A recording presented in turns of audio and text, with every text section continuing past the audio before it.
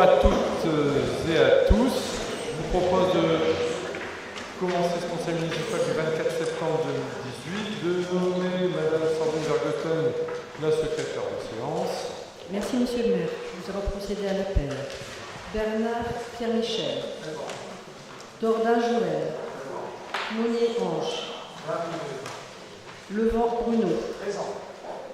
Gondier Elisabeth. Berrier Jean-Roger. Blairon Marie-Line. Coyer Damien. Thomson Valérie. Vincent Alain. Ledieu Francis. Brocky Nathalie. Carlier Aimé. Délé Claude. Vergotten Sandrine. Présente. Palis Claude. Julie Ali. Asma Isabelle. Soisson Karine. Gazouani Waïda. Delbord Nicole. Lefebvre Frédéric. Ville Isabelle. Renoncourt Claude. Torres Isabelle. Hernandez Pierre. Monnier Aliette. Tammy Eddy. Boudranga Francis. Fournard Nadine. Ferrier Nicolas. De Bruyère Isabelle. Ina Daniel. Merci. Alors nous allons commencer par les communications. Elles sont assez nombreuses aujourd'hui. Il n'y a pas trop de délibération, donc nous allons en profiter.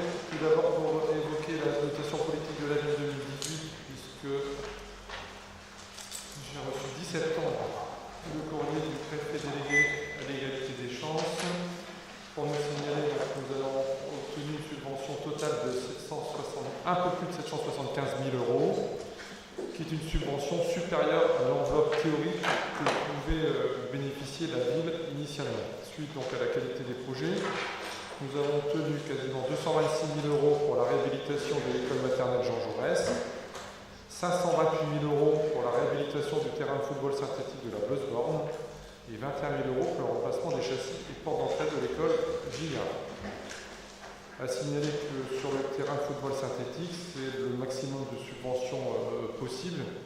Et c'est vrai que dans le cadre de l'étude du budget que vous avez présenté fin 2017, une somme moindre avait été budgétisée, ce qui nous permettrait d'avoir un excédent de subvention par rapport à ce qui était programmé initialement.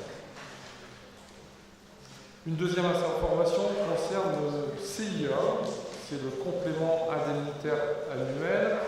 Il y avait donc eu une délibération qui avait été évoquée lors du conseil de fin décembre 2016 qui concerne le RIFCEP, régime indemnitaire tenant compte des fonctions de gestion, expertise et engagement professionnel. Délibération du 18 décembre 2017 concernant le CIA, qui est le complément indemnitaire annuel, qui tient compte de l'engagement professionnel et de la manière de servir du personnel. L'entretien d'évaluation de l'agent sert de base au calcul du CIA. Il est également tenu compte du présentéisme au-delà d'un certain nombre de jours d'absence, la prime étant minorée. Cette prime n'est pas obligatoirement versée chaque année. Pour 2018, les crédits ont été prévus pour permettre le versement si les résultats, notamment budgétaires, étaient conformes aux prévisions. Le compte administratif, bien sûr, n'est pas connu, mais les projections laissent sous-entendre que l'on aura donc des excédents conséquents. Il est donc proposé d'utiliser cette enveloppe de 40 000 € pour mettre en place donc, ce complément indemnitaire annuel. Et il est proposé que chaque agent, qu'il soit de catégorie A, B ou C, touchera donc une prime pour le mois d'octobre de 150 € net pour ceux qui ont donc la totalité de cette indemnité. Le budget participatif, c'est vrai que c'est l'occasion de faire le point sur un élément important qu'on a voulu mettre en place cette année. Nous avons donc le droit à avoir la presse régionale, mais également la presse nationale, car ces actions sont relativement rares sur l'Hexagone. Présentation avait été faite réunion publique au mois de mai. Une vingtaine de projets avaient été proposés. Réunion du comité de gestion le 10 juillet, 9 projets ont été validés et ces 9 projets viennent d'être présentés donc, vendredi dernier à la médiathèque. Je vous propose donc de vous présenter, pour que tous les élus soient au courant des 9 projets qui sont mis au vote. Ça permettra également aux personnes qui sont dans la salle de voir ces projets, de communiquer sur notre site internet, puisque maintenant il faut que les habitants votent en sachant que c'est une application, le vote, qui a été signée avec Orange, qui permet donc de participer donc, au vote sur les projets. Les votes, c'est vrai que ce n'est pas toujours facile pour celui qui ne manipule pas le numérique. Il va donc y avoir des actions spécifiques qui vont être mises en place. La communication, c'est les personnes qui veulent voter pourront aller dans les structures annexes, pourront venir également à la mairie, et il y aura donc une prise en charge de ces personnes, soit avec leur téléphone mobile, mais en mettant l'application Le Vote sur leur téléphone, soit en utilisant nos téléphones, mairie, ou les tablettes qui sont à la disposition du public.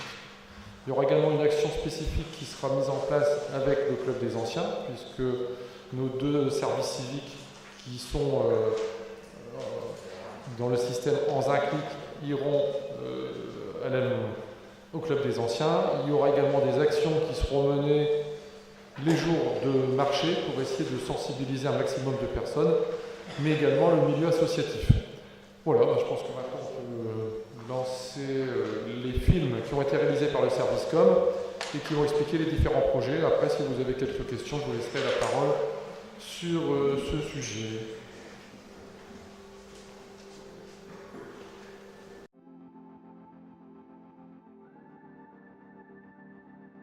C'est de créer un jardin solidaire au centre de Carpeaux avec les habitants. C'est un jardin qui avait été dédié à l'origine pour les enfants des écoles, qui n'est plus exploité. Donc il serait dommage de laisser ce lieu et de pouvoir, avec ce lieu, permettre de créer des moments de convivialité avec les habitants de Carpeaux. Alors, c'est retransmettre ce qui s'est fait déjà à l'épicerie solidaire, dont je suis le président, c'est de retransmettre les moments de convivialité des gens qui sont seuls et qui puissent se regrouper autour d'une même passion, le jardinage. C'est que les habitants créent eux-mêmes leur mieux vivre en s'appropriant les espaces de leur quartier avec leurs voisins, de mieux connaître leurs voisins.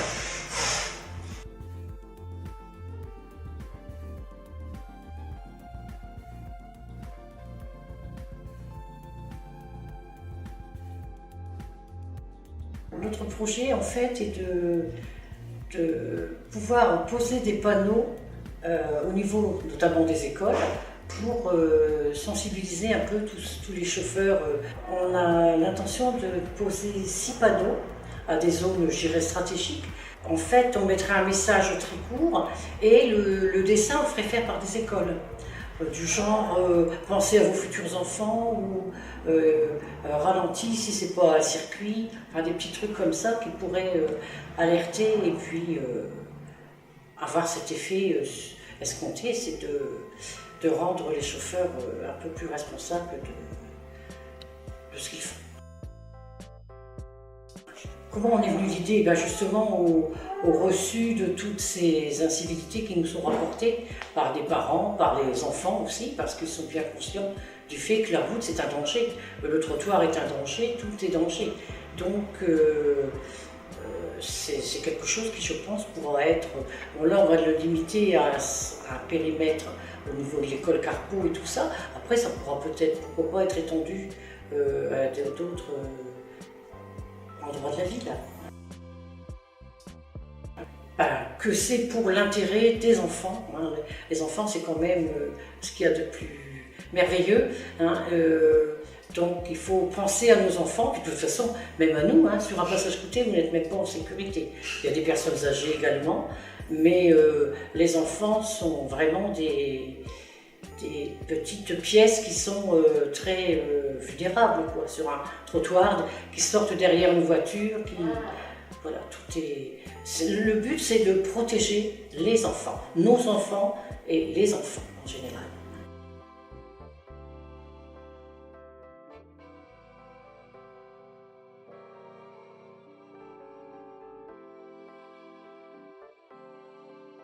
Le projet consiste à installer des arceaux de sécurité pour les vélos, pour pouvoir accrocher son vélo aux alentours du cœur de ville, à différents points stratégiques, que ce soit en haut de la place, en bas de la place, à côté des commerces, à des endroits passants qui puissent mettre les vélos en sécurité, que les gens puissent avoir un œil dessus et que ça soit pratique.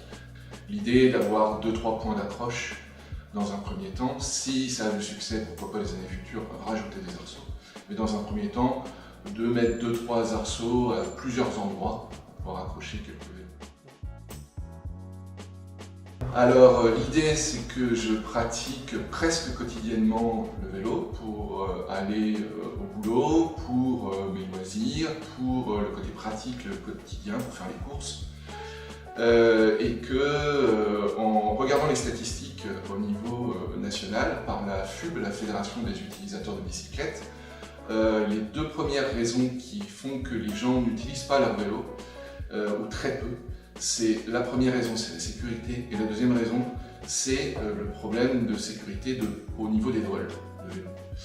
J'ai remarqué qu'il était difficile d'accrocher son vélo à des endroits stratégiques au niveau de la ville. C'est pas spécifique à Anzin, c'est spécifique à l'ensemble du territoire.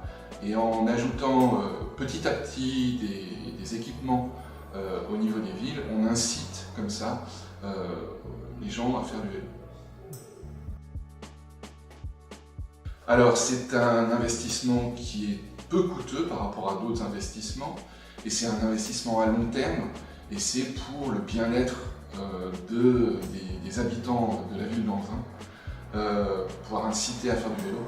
Et j'oubliais quelque chose aussi en termes de circulation, on circule beaucoup plus vite à vélo pendant les embouteillages que lors des embouteillages à rester coincé dans sa voiture, donc c'est aussi un outil plus rapide, donc il faut inciter les gens à faire du vélo, à enfourcher sa bicyclette.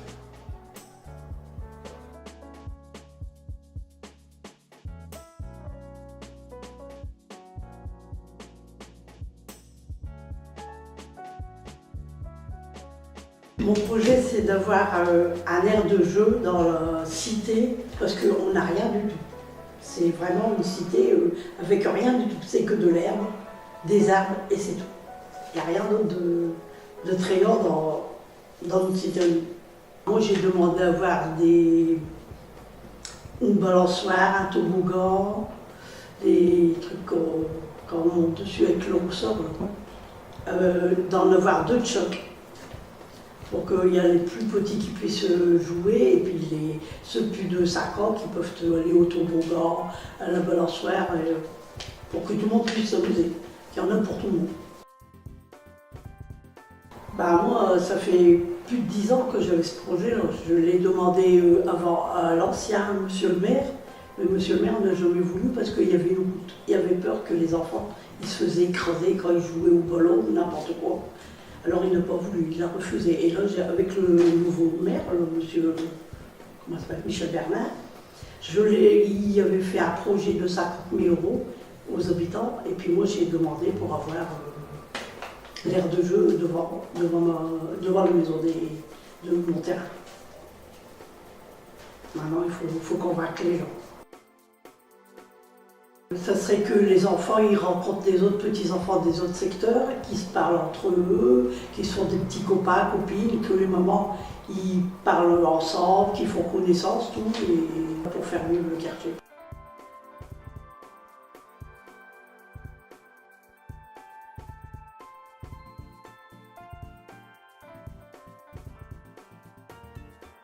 Alors le projet est d'installer des boîtes à livres dans différents quartiers de la ville d'Anzin, sur les façades des maisons ou des bâtiments municipaux.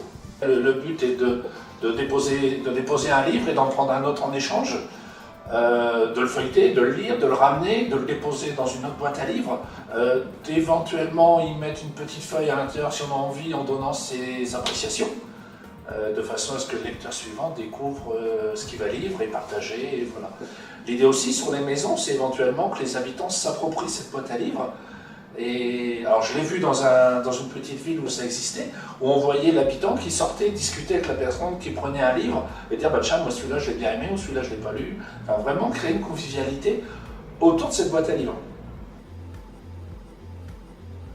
Bah, l'idée vient, c'est du copier-coller, hein, ça existe. On n'a rien inventé.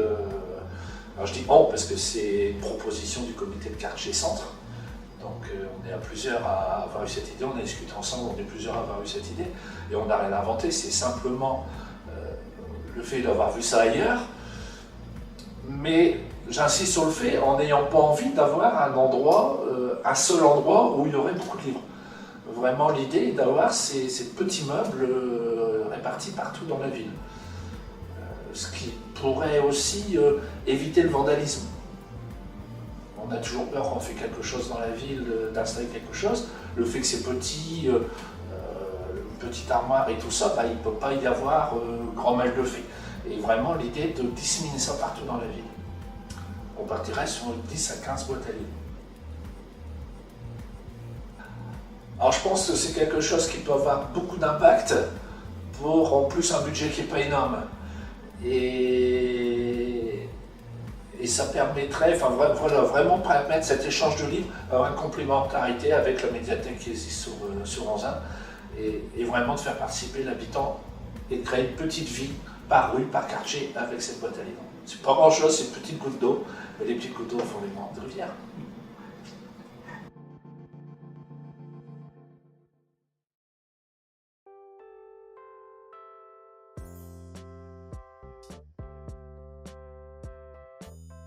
Alors, mon projet, c'est avant tout, donc on va commencer par le départ, c'est la disparition de notre biodiversité. Donc on remarque dans notre commune, dans toutes les communes, que les hirondelles de fenêtres et rustiques sont moins présents. Les hirondelles de fenêtres, surtout étant donné que les particuliers ne supportent plus le fait d'avoir des fientes voler leurs fenêtres et se permettent après on peut le comprendre, mais se permettent d'enlever les nids. C'est 1 000 € d'amende pour un nid vide et 10 000 € pour un nid plein, avec des petits dedans. Donc on peut comprendre le désagrément, ça c'est sûr que c'est pas super d'avoir des fientes à longueur d'année, surtout l'été. Quand ils arrivent d'Afrique, les hirondelles arrivent, ils reviennent à leur endroit habituel, construisent leur nid avec de la boue, des matériaux, et quand ils font leurs petits, toutes les déjections vont sur les fenêtres. Donc le but de la tour, c'est afin d'éviter de détruire les nids, c'est d'avoir un hôtel à hirondelles dans le secteur d'Anzin où il y en a, parce qu'il y en a très peu sur Anzin, et avec ce système de faire venir les hirondelles sur la tour, et afin d'éviter les destructions des nids au niveau des habitations. Comme je suis donc le président de l'association sur Anzin, je promène énormément sur Anzin pour les différentes espèces d'oiseaux. Et je me suis retrouvé justement, après le pont de Bruet, je me suis dit tiens, il y a des nids d'hirondelles. Et ça c'était l'année passée, j'avais commencé l'année passée. Donc là il y en avait pas mal. Et cette année, j'ai vu qu'il ne restait que 5. Et que tous les anciens nids avaient été détruits par les particuliers. Donc là, je ne peux rien faire comme action, étant donné qu'il faut avoir des preuves pour dire que voilà une destruction de nids d'espèces protégées. Et là, je me suis dit, c'est pas possible, on ne peut pas continuer comme ça. Je comprends les gens, mais il faut faire attention parce que c'est une espèce très importante. Et quand j'ai vu la disparition des nids, je me suis dit, voilà, pourquoi pas une tour hirondelle, ça se multiplie en France. Et dans le Nord, il n'y en a qu'une seule dans le département ou même dans la région. Donc pourquoi pas Anzin. Le maire est très ouvert, donc il a une petite fibre écologique et je me suis dit pourquoi pas le présenter ça à monsieur le maire et aux habitants de la commune qui pourraient peut-être être réceptifs à ce projet. Alors je dirais aux Anzinois de croire en l'avenir au niveau de la biodiversité, qu'il faut à tout prix défendre les espèces qui sont en agression, tout faire pour nos enfants, nos petits-enfants, pour continuer à avoir nos oiseaux dans nos villes, parce que justement l'architecture en ce moment est faite de verre, de béton, et c'est de plus en plus ce genre d'habitation, et il n'y a plus moyen, pour n'importe quelle espèce édificatrice, de trouver un interstice, un petit trou pour nidifier. Donc si on continue comme ça, il n'y aura plus d'oiseaux dans nos communes, donc c'est pour ça que le projet est important. Et l'hirondelle est importante aussi dans notre commune, et c'est pour ça que j'espère que les Ancinois retiendront ce projet.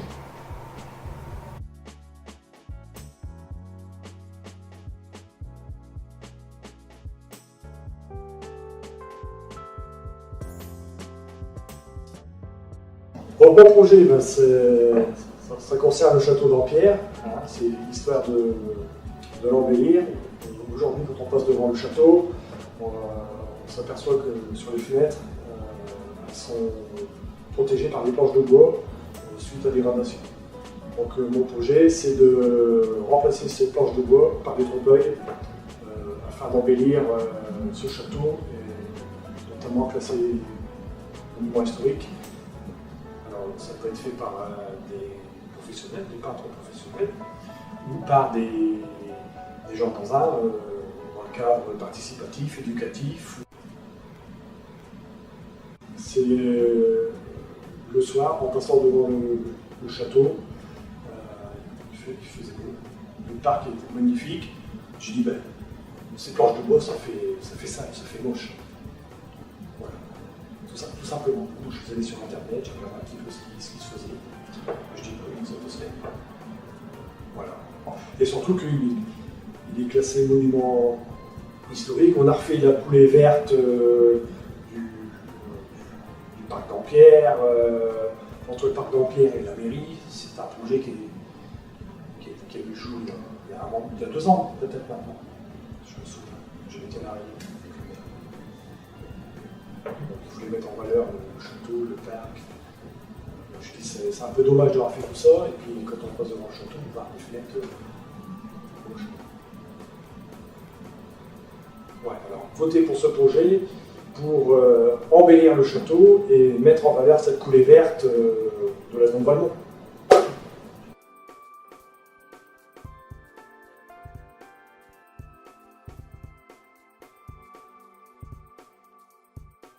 Alors c'est l'installation de bancs supplémentaires à l'espace Mathieu, parce qu'on a un très beau parc et il n'y a que des bancs autour de l'aire de jeu.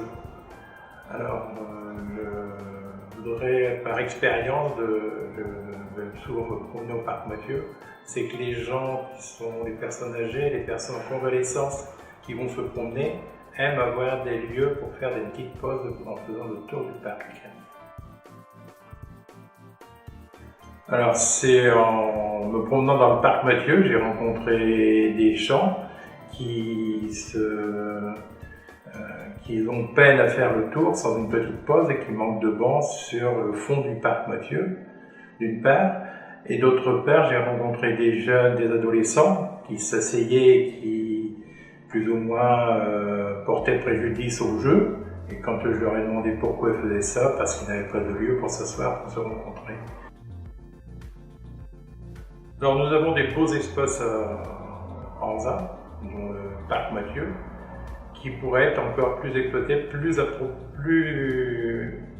plus occupés par les habitants, si par ces aménagements ils pouvaient faire un lieu de promenade, et surtout, je pense surtout aux personnes du secteur qui sont âgées, qui aiment bien faire leur tour, qui maintenant, pour l'instant, on va au parc d'Ampierre, mais il faut prendre la voiture parce que le parc d'Ampierre, il y a plus de bancs sur le petit parcours du tour du parc.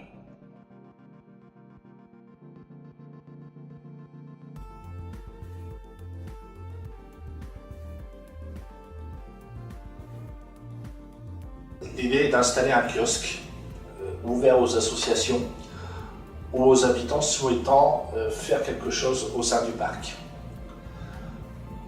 Pourquoi on a eu cette idée-là? Sur Anzin, il y a 2 grands parcs, le parc d'Ampierre, le parc Mathieu. Le parc d'Ampierre a été aménagé il y a 2 ou 3 ans. Il est magnifique avec des plantations et tout ça. Le parc Mathieu est aujourd'hui un parc où il existe une vie. Une vie d'habitants qui viennent utiliser les aires de jeu, qui viennent se promener, d'enfants, d'écoles qui passent, la cantine le midi et tout ça. Et il n'y a pas vraiment de lieu au milieu du parc où on peut se retrouver autour d'un kiosque. Encore une fois, l'idée du quartier, l'idée du village, alors c'est pas de faire un kiosque, une scène surélevée, c'est d'avoir un bâtiment fermé dans lequel on peut stocker quelques chaises, quelques tables, avoir un petit point d'eau, un point d'électricité. Et toute association ou habitant qui souhaiterait l'utiliser puisse dire bah tiens, moi je le réserve un samedi, un dimanche, et on va présenter notre activité. Au moins, il y aurait un point central, qui est le point d'animation sur lequel les gens viendraient essayer de voir bah tiens, qu'est-ce qui va se passer cette semaine, voilà, faire vivre ce point au sein du parc. Alors l'idée vient d'un voyage en vacances où j'ai vu cette idée de kiosque sur une place, là sur la place centrale du village, et de mélanger aussi cette culture du Nord qu'on a, le kiosque dans le Nord, alors qui était le kiosque à musique, mais qui était le point de rassemblement. L'idée elle est là vraiment de retrouver un petit peu l'esprit quartier, le quartier en même temps à l'échelle de la ville, hein, parce que c'est pas simplement réservé au quartier du centre. L'idée vient vraiment de ce parc, qui est un peu peut-être en sous-activité, d'en faire un vrai point d'animation de la ville. D'une, vous pouvez voter pour parce que vous pouvez être intéressé d'utiliser ce kiosque ou intéressé de profiter des activités qu'il va y avoir. Et puis ça peut être le début d'un aménagement, alors budget participatif, on espère qu'il y en aura d'autres, et ça peut être le début d'un aménagement de ce parc qui en mérite de faire des choses et des animations. On les fait souvent au centre-ville, bah, pourquoi pas les faire au sein de ce parc? Le forum des associations, des expos, des animations, voilà, ce parc est ouvert à tout le monde et tout le monde pourrait profiter de ce kiosque.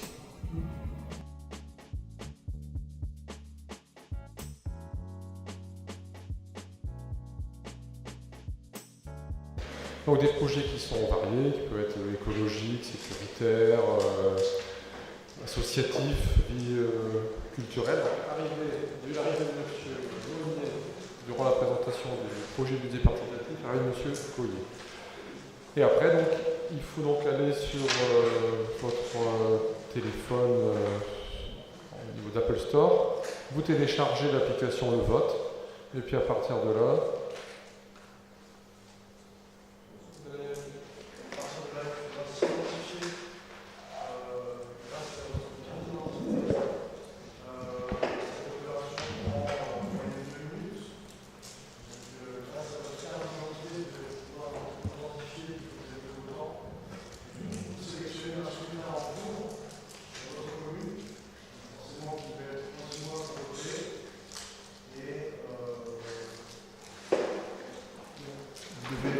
anginois pour voter et donc si vous avez des soucis pour utiliser l'application, les services de la ville donc, sont à votre disposition dans toutes les structures de quartier, également en mairie, en médiathèque, et vous avez également donc, le dispositif France un clic qui peut vous accompagner dans cette démarche.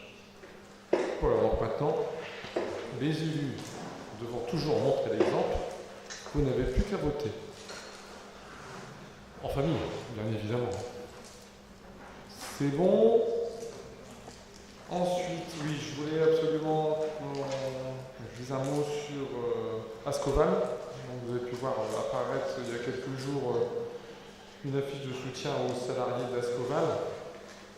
On rappelle que la scierie de Saint-Saulve est en redressement judiciaire depuis le mois de janvier, qu'il y a une période de continuation jusqu'à fin novembre et que les offres sont recevables jusqu'au 26 septembre. Pour l'instant, il n'y a qu'une seule offre engageante qui reprend les actifs de la scierie d'Ascoval, mais qui nécessite un plan de financement, notamment venant de la région. De ce côté-là, c'est acté. De l'État, une réunion vient d'être fixée pour demain, mais pour l'instant, il n'y a aucun engagement et les propos tenus ne sont pas très favorables sur une participation financière pour l'instant de l'État, et également, logiquement, une participation donc, de certaines banques et de Valorec. Valorec ayant fait savoir il y a peu qu'il n'était pas enclin de participer financièrement au projet de rachat de son aciérie. Valorec est plutôt parti sur un plan B qui consisterait purement et simplement à la fermeture de l'aciérie, en assumant des mesures sociales qui en découleraient. Bien évidemment, on ne peut accepter ce plan B, et c'est pour ça qu'il y a une mobilisation de tous les élus du bassin de vie sur cette maintien d'activité, 580 emplois directs sur le site, 50 entreprises sous-traitantes qui vont être impactées et 5 entreprises sous-traitantes qui seraient appelées à disparaître s'il n'y avait plus cette activité. Bien évidemment, il y a des conséquences sur l'emploi indirect, sur les pertes financières, notamment sur la taxe transport, sur ensuite les prises en charge des dépollutions des différents sites. Donc je voulais qu'il y ait une petite communication pour vraiment dire que la commune d'Anzin soutient pleinement les salariés d'Ascoval et que nous serons présents bien sûr à côté d'eux sur les différents moyens d'action qui seront proposés entre cette date et la date, puisqu'il risque d'y avoir un report, puisque c'est le 26, il y a de grandes chances qu'il y ait un report sur les décisions. Donc il y aura différentes actions qui seront menées, nous serons bien évidemment à côté des salariés d'Ascoval. Ensuite, une dernière communication. Je voulais faire un petit point sur la politique culturelle de la ville.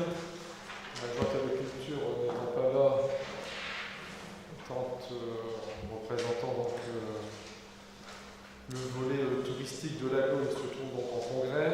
Je voulais intervenir suite au dernier bulletin municipal dans l'édito, dans la tribune politique, où c'est vrai que je me suis dit qu'il fallait refaire un point, parce que si les élus n'étaient déjà pas au courant de ce qu'on faisait, sûrement que les habitants n'étaient pas au courant non plus. Après, les degrés d'information sont divers et variés, donc je reviens sur les propos tenus donc, par le président du groupe rassemblé dans un Nouvel-Élan, M. Hernandez, où vous nous dites qu'en est-il de la culture dans un pauvreté culturelle anzinoise. Donc, monsieur le maire, vous devriez remercier vos prédécesseurs pour la création de la médiathèque, seule vitrine culturelle communale. Souvenez-vous, vous vouliez abandonner le projet, la culture n'étant pas pour vous une priorité. Aujourd'hui, ce serait le néant, une culture en berne d'un potentiel créatif non exploité. Donc, bien évidemment, sur cette première partie de chapitre, je ne suis pas du tout d'accord avec vous. Par contre, sur le reste, on pourrait se retrouver. Car effectivement, la culture est une chance, je reprends vos propos, une ouverture d'esprit, une main tendue, ce n'est pas parce qu'on est pauvre qu'on doit être un culte. Élément fondateur de réussite éducative, cohésion sociale, c'est aussi l'identité d'une commune, de ses quartiers, de ses habitants. Bien évidemment, je suis tout à fait d'accord avec vous. Je pense que vous avez peut-être oublié que j'étais vice-président à l'aglo et notamment sur le volet culturel. Donc le fait que la culture n'est pas une priorité, je pense que vous avez dû louper un épisode depuis les dernières élections municipales. Donc je voulais refaire un peu le point. Donc certes, la médiathèque, elle est là. Pour notre part, on n'a jamais critiqué le fait d'avoir une médiathèque. On a surtout critiqué, c'était le côté budgétaire, puisque c'était parti sur 2,5 millions, puis qu'on a atterri à 5,5 millions en ayant les subventions que sur 2,5. Donc effectivement, c'était un problème. Après, on a eu la boîte. Une fois qu'il y avait la boîte, il fallait mettre une politique dedans. Et cette politique culturelle, c'est bien nous qui l'avons mis en place, et pas vous, puisque la médiathèque est arrivée bien après que vous ayez quitté le pouvoir, si je puis dire, au niveau du conseil municipal. Donc la médiathèque, effectivement, plus de 4000 abonnés, plus de 120 événements par an, art du conte, expositions, spectacles, ateliers, conférences, sorties culturelles. Donc la médiathèque fonctionne très bien avec une équipe plus que compétente. Et je tenais à féliciter tous ceux qui travaillent dans cet outil de qualité, mais aussi avec quelques imperfections. Mais en tout cas, le personnel est motivé et les personnes qui vont généralement à la médiathèque sont satisfaits de leur prise en charge. Mais je pense qu'il ne faut quand même pas oublier qu'il y a le conservatoire de musique qui est le lieu culturel où on dépense le plus d'argent pour la culture. C'est à peu près 450 000 € pour le conservatoire, avec une affluence historique, quasiment 350 inscrits, toutes les classes sont pleines, forte hausse du nombre d'inscrits anzinois, on n'a jamais eu autant d'anzinois inscrits au conservatoire de musique. Je rappelle aussi que nous avons mis en place tout ce qui est orchestre à l'école. Si ce n'est pas de la culture pour tous, je ne sais pas ce qu'il vous faut. École Carpeaux, Jaurès, J.R. Voltaire, avec Batucada, Projet Voix, Orchestre Cuivre. Et c'est vrai que l'orchestre à l'école permet aussi, pour les enfants qui ont des difficultés, d'arriver à se poser, d'arriver à avoir des meilleurs résultats scolaires. Et c'est pour ça qu'on a décidé de monter en puissance sur l'orchestre à l'école depuis maintenant 10 ans. Et l'orchestre à l'école permet aussi à certains enfants qui étaient éloignés de la culture de rejoindre le conservatoire, chose qui n'existait pas auparavant. 230 enfants bénéficient de cette opération orchestre à l'école. Le conservatoire, c'est une trentaine de représentations et d'auditions chaque année, où nous sommes tous invités. Les élus reçoivent régulièrement des invitations sur les représentations du conservatoire de musique. Cette année, il va y avoir un spectacle spécifique lié au centenaire de l'armistice, le 10 novembre. Préparons la paix, c'est une collaboration avec de nombreuses associations culturelles, mais également avec le conservatoire, l'Harmonie Ritali, la chorale Henri Roubert, le théâtre Watteau, l'école de danse Soletico, le collectif Passerelle, la compagnie théâtrale avec des ailes. Toutes ces structures ont travaillé pour ce spectacle qui aura lieu au théâtre et gratuitement avec 2 représentations. Le dynamisme du conservatoire en fait l'école de musique la plus cotée du Valenciennois après celle de Valenciennes. Et il y a d'ailleurs une convention qui est passée en conseil municipal qui lie nos établissements pour des projets pédagogiques et artistiques communs. Ensuite, il y a 14 juillet qui a toujours existé, mais la fête de la musique, qui n'existait pas et qui a lieu tous les ans depuis 2008 dans chaque quartier de la ville. Nous avons également de nombreuses animations culturelles, même si le point de départ n'est pas obligatoirement culturel, je parle aux jardinades, puisqu'on a régulièrement nos associations culturelles qui se produisent aux jardinades. Il y a les quartiers d'été, il y a le marché de Noël. Il y a encore d'autres animations qui ont lieu régulièrement sur la ville. Je voulais surtout pas que l'on oublie ces éléments. Le carnaval, qui a lieu tous les ans, avec une participation de plus en plus importante de nos associations locales. Et puis il y a le théâtre, avec une programmation qui est éclectique depuis maintenant de nombreuses années. Les 2 festivals, Festival Scène Sonore, variés, puisqu'on aura Cali qui chante Ferret, en partenariat avec le Phénix, parce qu'on a un partenariat avec le Phénix depuis de nombreuses années dans le cadre d'une scène nationale. De par la qualité de ce qu'on produit au théâtre d'Anzin, nous avons donc un contrat d'image avec la communauté de Valenciennes Métropole à hauteur de 60 000 €. Et puis donc cette année, Cali, mais ça va aussi avec du métal, avec le Black Bonga, du reggae.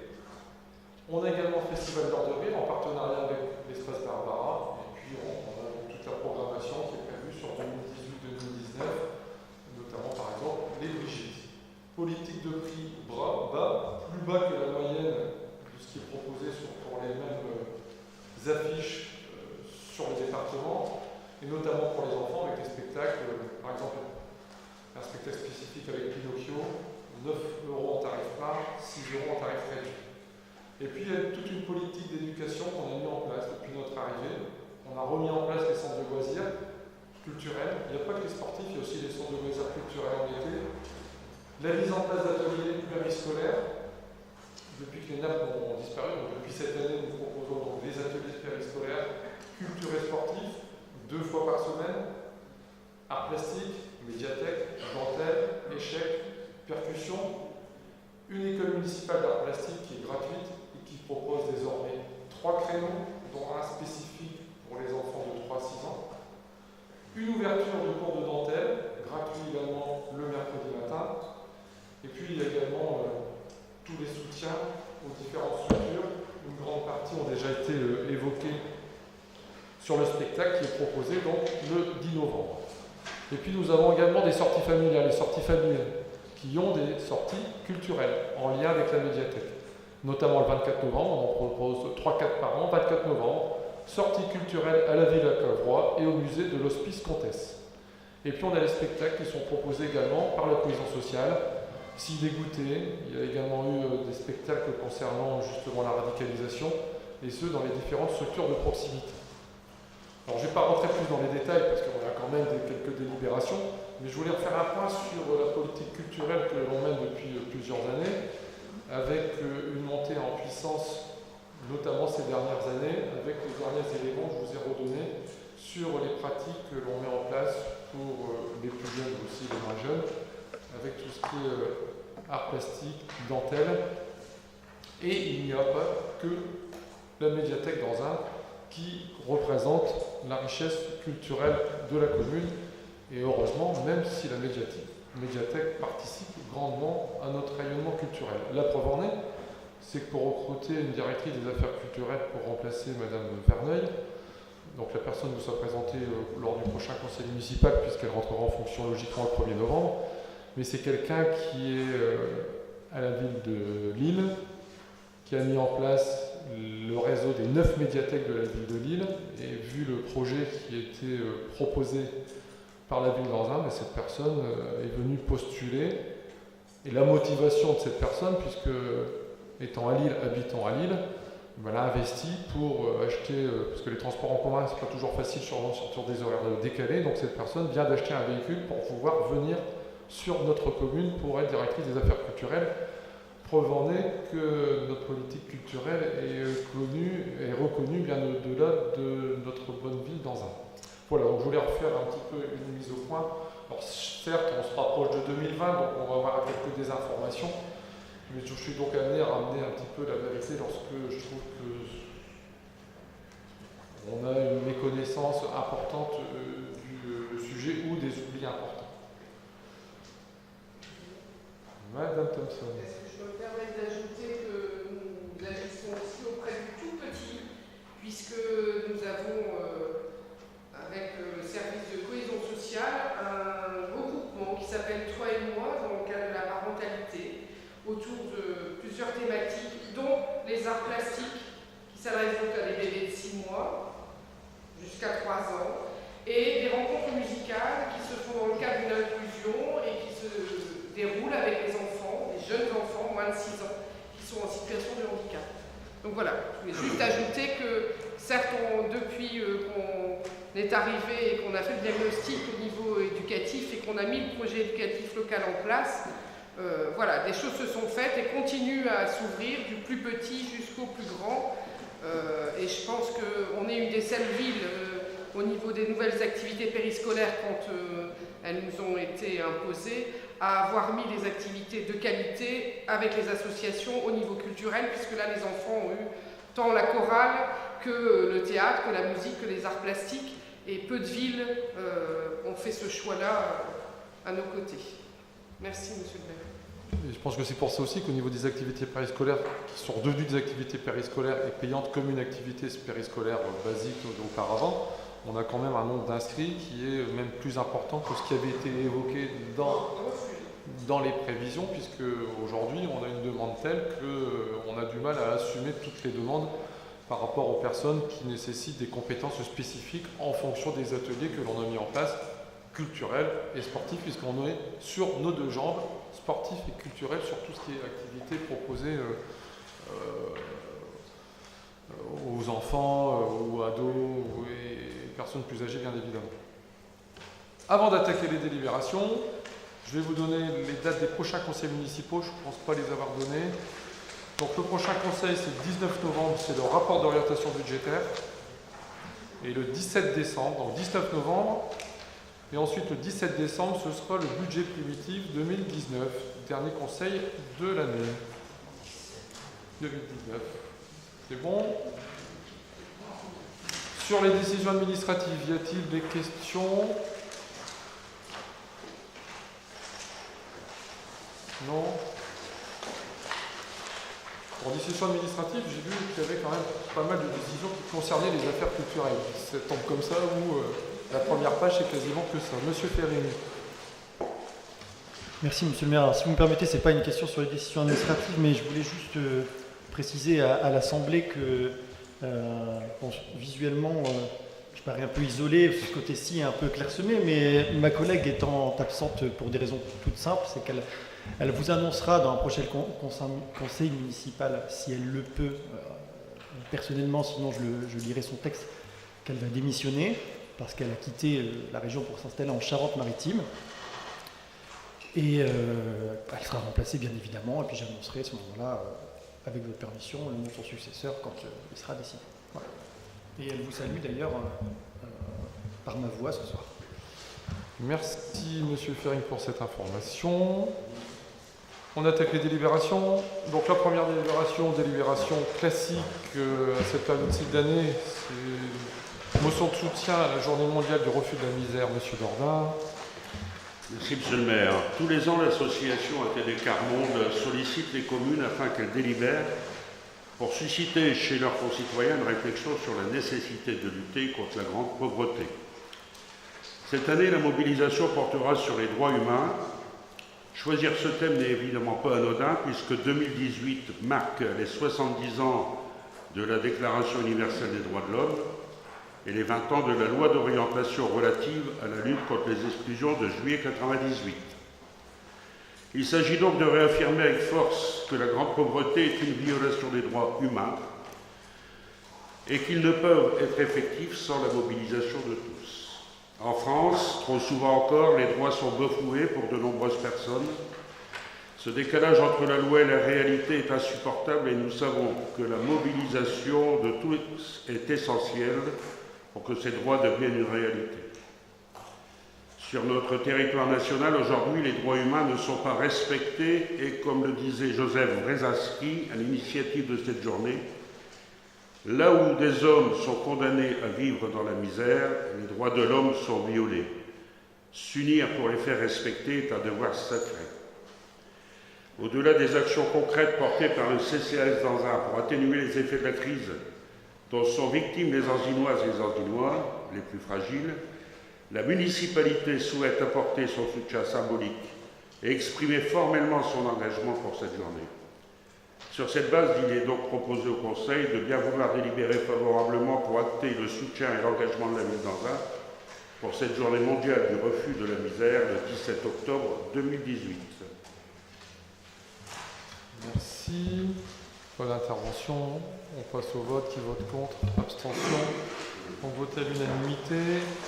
Concerne maintenant une délibération le SIAR, donc le syndicat intercommunal de la région Anzin-Rennes-Beuvrageau, Aubry-du-Hainaut, Petite Forêt, rapport sur le prix et la qualité de l'eau, activité assainissement année 2017, Monsieur Ledieu. Merci Monsieur le maire. Lors de la réunion du 29 juin, le SIAR, le syndicat d'assainissement région Beuvrageau, a pris connaissance du rapport établi par le fermier, la société Eau et Force, retraçant la gestion du service de l'assainissement 2017. Ainsi que les opérations effectuées pour assurer le bon fonctionnement et la qualité du service public. Conformément aux dispositions de la loi 95.101 du 2 février 1995, au décret d'application 95.635 du 6 mai 1995, M. René Cher, président du syndicat, nous fait parvenir le rapport annuel du service public d'assainissement pour l'année 2017 et nous invite à mettre ce rapport à la disposition de l'ensemble des conseillers municipaux pour information. Celui-ci est consultable au secrétariat général de l'hôtel de ville. Sur ces bases, il est demandé au conseil municipal d'émettre un avis sur le rapport sur le prix et les qualités de l'eau, activité assainissement pour l'année 2017 du SIAR. À noter que l'évolution prévisionnelle du montant de la redevance assainissement de la surtaxe syndicale de 2009 à 2018, sur 8 ans, il n'y a pas eu d'augmentation.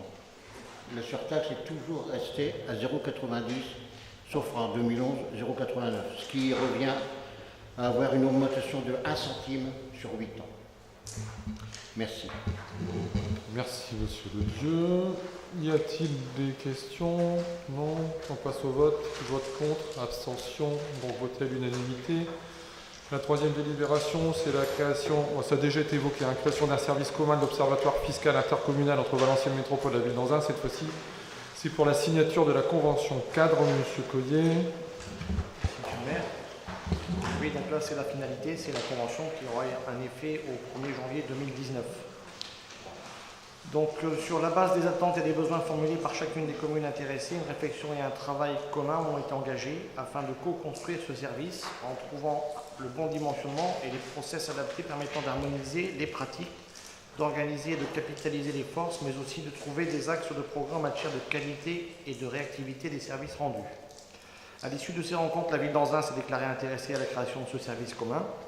Les objectifs de ce service sont principalement de permettre une meilleure appréhension et connaissance des données fiscales communales, un accompagnement dans la mise en œuvre d'un suivi dynamique des bases et faciliter les relations avec les services fiscaux.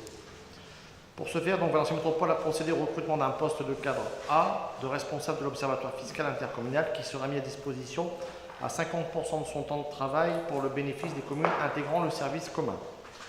Valenciennes Métropole, de son côté, imputera à la commune adhérente au service commun une contribution forfaitaire modulable selon sa strate de population. Pour Anzin, c'est 3 750, vous l'avez dans le détail de la convention. Les collectivités adhérentes au service commun supporteront donc à hauteur de 50% le coût du poste cadre A de responsable de l'Observatoire. Néanmoins, pour les investissements donc nécessaires à ce nouveau service, l'intégralité des dépenses sera supportée par Valenciennes Métropole. C'est aussi indiqué dans la convention. La convention donc cadre entre Valenciennes Métropole et la ville d'Anzin portera sur une durée de 2 ans à compter du 1er janvier 2019, à l'issue de laquelle un bilan sera dressé. Ce bilan exposera également des propositions d'adaptation ou d'amélioration au regard de l'évolution des besoins. Sur ces bases, donc, il est demandé au conseil municipal d'approuver la création de ce service commun à compter du 1er janvier 2019, d'approuver la convention cadre que vous avez en annexe, régissant ainsi le fonctionnement du service commun entre Valenciennes Métropole et la ville d'Anzin, entre autres, et d'autoriser M. le maire ou son représentant à signer la convention cadre et toutes les pièces nécessaires à l'exécution de la présente délibération. Merci. Y a-t-il des questions à le spécial? Qui vote contre? Abstention? Voté à l'unanimité.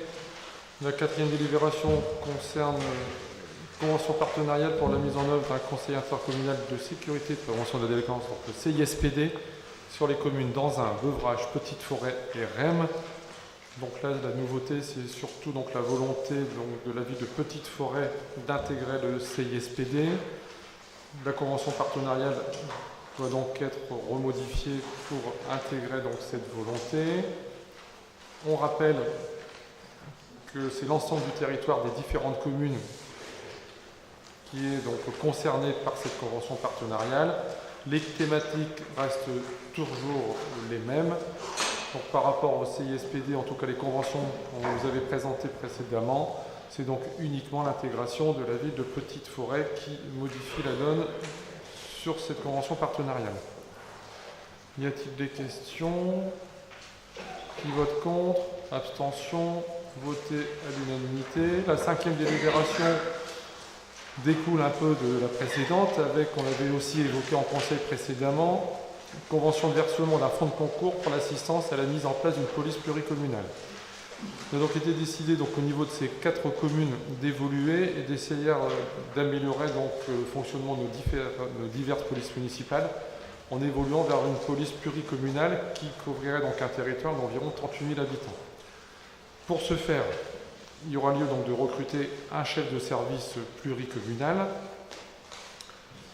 Il a également été décidé le recours à une assistance à maîtrise d'ouvrage pour arriver à mettre en place cette police pluricommunale. Il y aura bien évidemment une concertation qui va être mise en place avec les 4 polices municipales, donc les 16 agents, le chef de service qui est en cours de recrutement, pour essayer d'arriver à co-construire entre donc, les objectifs et les enjeux qui ont été validés par les différents élus et les futurs agents de la police pluricommunale. Donc un travail va seulement être mis en place, tout va être mis sur les horaires d'ouverture, sur le fait de mettre tout le monde à un même niveau d'égalité au niveau des rémunérations, sur les astreintes qui existent dans une commune et pas dans les autres, et voir comment on fait évoluer les choses, sur l'armement qui existe aujourd'hui et qui pourrait évoluer en fonction des différents événements et des différentes décisions de l'État. Tout ça va donc être réévoqué avec donc, cette assistance à maîtrise d'ouvrage. Vous avez le montant, 23 700 € TTC, 19 750 € hors taxe. On est à 4, on divise par 4. Il est donc proposé de bien vouloir m'autoriser à signer la convention pour le versement d'un fonds de concours à la ville de Rem par les villes d'Anzin, Beuvrages, Petite-Forêt, et donc 5 925 € TTC pour chaque commune. Y a-t-il des questions sur cette délibération? Monsieur Ferring? Oui, sauf erreur de ma part, monsieur le maire, on n'a pas évoqué qui assurait l'assistance à maîtrise d'ouvrage. Est-ce que vous connaissez déjà le nom du cabinet ou... Alors, le nom du cabinet, donc c'est vrai que c'est la ville de Rennes qui a procédé à l'appel d'offres, puisque c'est le maire de Rennes qui est aujourd'hui le président du CISPD. Actimance. C'est Altimance qui a donc obtenu le marché. Ils ont déjà travaillé sur des polices, pas obligatoirement pluricommunales, mais sur l'installation de polices intercommunales. Donc nous, ça ne peut pas être intercommunal puisqu'on est sur 2 agglos différentes. Comme c'est 2 agglos différentes, on doit parler d'une police pluricommunale. C'est bon? Pas d'autres questions? Donc je peux passer au vote. Qui vote contre? Abstention? Voté à l'unanimité. La délibération numéro 6 concerne le RHI, résorption d'habitat insalubre sur la cour du Terme. Il s'agit donc d'un transfert de la maîtrise d'ouvrage et du déficit opérationnel de la communauté d'agglos de Valenciennes à la communauté d'agglos de Valenciennes Métropole. Sujet qu'on avait déjà évoqué en conseil municipal. Monsieur Barbin. Merci, Monsieur le maire. Le 18 décembre 2012, la Commission nationale de la lutte contre l'habitat insalubre a validé le dossier RHI de la Cour du Terme et décidé l'octroi d'une subvention de l'ANA à la commune pour mener à bien cette opération. Cette subvention a permis la prise en charge à hauteur de 70% des études de calibrage, de l'accompagnement social, du relogement et de certaines acquisitions. En 2016, l'établissement public foncier de la commune et la commune renouvelaient la convention opérationnelle sur ce site intégré au périmètre NPNRU de la Beuse-d'Orne, afin de permettre de finaliser les acquisitions du foncier et de procéder à la démolition en 2017. De même, le diagnostic de l'étude urbaine mettait en évidence plusieurs enjeux majeurs pour la requalification du secteur et de ce site de projet qui est situé à un emplacement stratégique au regard de la stratégie urbaine et de la valorisation du patrimoine minier porté par la CRVM. En effet, véritable interface entre l'axe Jean Jaurès et les terris, ce foncier constitue une opportunité pour décloisonner l'axe Jean Jaurès et travailler avec la visibilité du paysage minier depuis ce dernier. L'idée étant de proposer une façade urbaine plus contemporaine et plus poreuse sur la rue Jean Jaurès vers le paysage minier, de proposer une offre d'habitat de qualité et une vingtaine de logements sociaux. Par délibération du Conseil communautaire du 24 novembre 2017, la CRVM a déclaré d'intérêt communautaire du du Terme et a sollicité le changement de maîtrise d'ouvrage relatif au déficit opérationnel RHI du périmètre du Terme. Le Conseil municipal de Lorzain, le 18 décembre 2017, a entériné l'accompagnement et l'engagement de la CRVM sur cette opération en compagnie de l'EPF. Aujourd'hui, de façon à formaliser ce transfert, le DDTL et le délégué de l'ANA, le département demande que la commune adresse une délibération du conseil municipal notifiant le retrait des engagements et obligations liées à cette opération et d'informer du transfert des dossiers de déficit opérationnel. Sur ces bases, vous êtes donc demandé ce soir de valider le retrait des engagements et obligations de la commune à cette opération et de transférer le dossier du déficit opérationnel à Valenciennes Métropole. Et d'autoriser bien évidemment M. le maire à signer tous les documents conférents à cette décision. Merci. Des questions sur cette délibération? Pas de questions? Vote contre? Abstention? Voté à l'unanimité. Ok, il y a donc un rapport sur cet îlot. Le bailleur a été retenu sauf dans les dernières minutes, mais le bailleur a été retenu suite à un concours qui a été lancé par Valenciennes Métropole, bien évidemment avec les conditions médicales de mandat.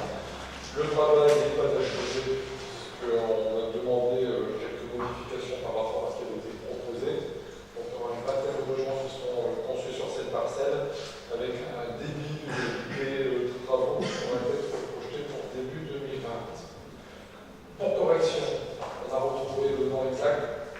Donc c'est Acting sur la délibération 5, c'est ALTHING.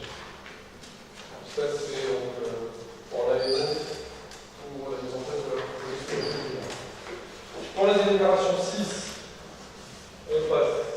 Tout le monde est passé au vote, je crois que j'ai déjà voté, c'est bon. La délibération 7, en faisant l'opération cœur de ville, l'autre du théâtre, changement de maîtrise d'œuvre, M. Dormin. Depuis 2010, l'EPF accompagne la commune d'Anzac pour le renouvellement urbain de son centre-ville. Dans ce cas, l'établissement s'était porté acquéreur de l'ancien supermarché Champion sur le foncier duquel il a été envisagé un projet de logement privé. Le projet de logement privé n'étant pas réalisable à l'époque faute d'opérateur, la commune avait pris la tâche de la SIGH pour mener une opération d'accession abordable ou d'accession sociale. Le conseil municipal du 25 septembre 2017 avait d'ailleurs validé la réorientation de la programmation de logement et le rachat par la SIGH des biens et l'EPF sollicités pour que l'opération puisse bénéficier des modalités du dispositif de minoration foncière pour la production des logements en accession sociale abordable. Lancé jusqu'à 2017, la commercialisation des appartements ne rencontrons pas un vif succès. Il est probable que la SIGH ne puisse concrétiser cette opération immobilière dans la mesure où les 50% de commercialisation ne sont pas atteints. Paradoxalement, plusieurs personnes ont montré leur intérêt pour acheter un appartement, mais n'ont pas été retenues car disposer de ressources supérieures au plafond de l'accession abordable. Dans ces conditions, considérant les difficultés à commercialiser et le probable abandon de cette opération par la SIGH, la commune souhaite réorienter vers un opérateur privé pour essayer de concrétiser ce projet. Certains promoteurs se sont d'ailleurs déjà manifestés récemment et des études sont en cours pour présenter un programme de construction réaliste qui favorisera davantage le privé. Dans ces conditions, à la session conformément à la convention EPF et à ses avenants, le coût pour la ville au niveau des travaux resterait le même, soit 148 000 €. Mais la commune ne bénéficierait plus de la minoration des éléments foncières pour la production de logements d'accession abordable. Elle devra donc s'acquitter à l'EPF des acquisitions et autres frais liés à ces acquisitions au prix de revient, soit 352 175 € au 30 juin 2018. Aussi, de façon à concrétiser cette opération immobilière, il est demandé au conseil municipal d'autoriser ce changement de médiateur, d'autoriser M. le maire à signer tout document relatif à ce changement et d'autoriser également M. le maire à lancer une consultation pour retenir le promoteur le mieux disant.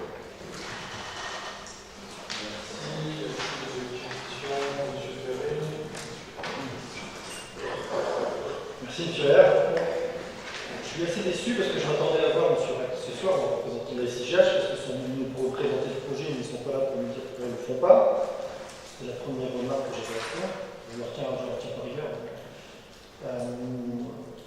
Moi, je n'étais pas super emballé par le projet, hein, je vous l'avais dit, même si je l'ai voté, c'est reconnu à l'époque. Et mon intervention vaudra explication de vote parce que je m'abstiendrai sur cette délibération, ainsi que la collègue. La sortie de cette parcelle, est-ce que finalement, parce qu'on ne trouve pas véritablement de réponse, est-ce que c'est le coût social? Moi je ne le crois pas, c'est vrai que ce serait un coût moins cher pour la commune, mais est-ce que c'est l'accession abordable? Visiblement non, puisque même avec ce qu'on a appelé lors du dernier conseil municipal un prix d'équilibre, on n'arrive pas à commercialiser les logements. Moi je continue de penser qu'il y a une vraie étude à mener sur l'ensemble de cette parcelle et sur la visibilité de l'église, sur les accès, sur la rue des Martyrs, de penser un petit peu la circulation. Il y a une vision globale à avoir. Moi, je ne suis pas persuadé qu'on trouvera un promoteur privé. Beaucoup ont jeté l'éponge, hein. Vous le savez. Est-ce que c'est le coût social la solution? Je ne pense pas. En tout cas, je l'espère. Voilà. Je vous remercie. Alors, on va faire le tour d'intervention sur mon réponse. Tout d'abord, le tout social, c'est non, puisqu'on a changé de fusil d'épaule. Les SIGH, c'est de l'accession abordable. Bon, ça reste des logements sociaux, mais qui ne sont pas des PLS, des PLI, des PLS et des logements sociaux classiques qui existaient auparavant, puisque l'accession abordable n'est actée pour les logements sociaux depuis à peu près 2 ans. Avant, l'accession abordable n'était pas considérée comme des logements sociaux. C'est pour cette raison qu'on avait décrit qu'on partait sur la possibilité de mettre en place cette opération. Donc à partir du moment où on se décide de racheter à l'EPF le tarif impôt, c'est qu'on décide de ne pas faire déjà comme du code social, mais au moins les bâtiments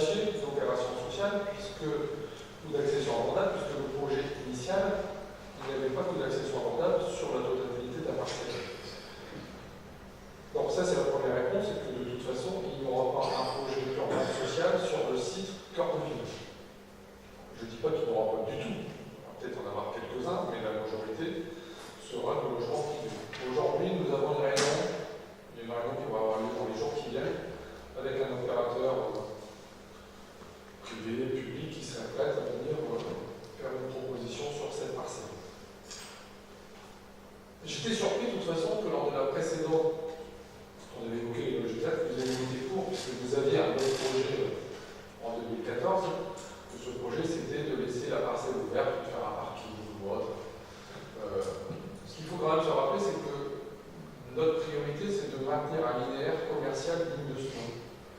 On nous critique largement sur le fait qu'il y a moins de commerce. Or, les sites qui sont aujourd'hui attractifs, c'est la place d'entrée. Les 30 mètres, 40, 50 mètres autour de la place et encore. Ça veut donc dire que sur les deux parcelles, parce que les 3 parcelles avaient été bloquées aux 2, 3 parcelles c'était des trop petites parcelles, les 2 parcelles ont été mises en vente, ça s'est battu pour avoir les parcelles. Donc dire qu'il y a bien une offre commerciale qui peut être envisagée sur ce site, et si on ne veut pas qu'il y ait de nouveau un manque de commerce, d'un côté on reproche pour faire des commerçants, et quand il y a des endroits où on peut mettre des commerces qui vont fonctionner et maintenir un linéaire des commerces, je pense que c'est pour ça qu'il est important que sur ce site, il y ait une construction qui ne nous permettra plus de voir l'église comme aujourd'hui, mais l'accessibilité de l'église ne peut pas se faire de toute façon par cette parcelle, à moins de faire une DUP, parce que les habitants qui ont leur fonds de parcelle, leur jardin, qui donnent accès à l'église, ne sont pas d'accord qu'on aille leur acheter en amiable un bout de terrain qui va complètement dénaturer leur propriété. Donc ça veut dire qu'il faudra partir sur des déclarations d'utilité publique, sur des expropriations partielles par total, ce qui n'est pas du tout le but recherché. Et puis à un moment donné, on était évoqué aussi le théâtre, qui est la même chose. Le théâtre n'est pas accessible directement par ces parcelles, puisqu'il y a obligatoirement des fonds de jardin, des parcelles qui ont été réhabilitées.